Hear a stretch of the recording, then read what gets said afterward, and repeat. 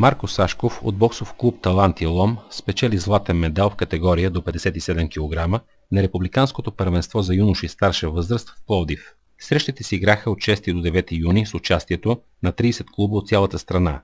103 боксьори се надпреварваха за златото в 6 отделни категории.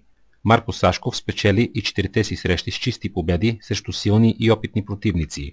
Негов треньор е легендата на ломския бокс Славчо Илиев, 6 пъти републикански и 1 път балкански шампион през 1977 г. в Букурещ. Славчо Илиев е многократен участник в националната фланелка от 1976 до 1986 г. на почти всички големи боксови първенства на Стария континент за младежи и мъже. Участвахме на републиканско личен шампионат за старша възраст от 6 до 9 в град Пловдив. Участваха от цяла България 31 клуба. От тези 31 клуба бяха 103 състезатели участници.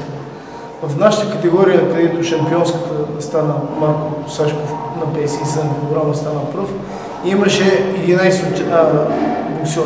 От тия 11 той игра 4 убедителни срещи победи, от точки чисти победи направи. И съм много доволен от него, защото го избират сега в национален отбор за кадети. Марко, ами ти какво ще кажеш? Състезанието беше много добре. Тези 4 мача бяха по-лесни. Коя беше най-трудната среща за теб? Третата. Противникът от кой отбор беше? Ямбол. Другият наш представител на републиканското в категория до 48 кг, Лашко Бечков, победи в първата среща с нокаут състезател от Хасково. В следващия кръг Бечков нямаше късмет и загуби по точки от шампиона Димитър Стойчев, състезател на ЦСК. Равносметката от изминалото републиканско първенство по бокс за юноши старша възраст е 1 златен и 1 бронзов медал от общо 2 участници на клуб Талант и Лом.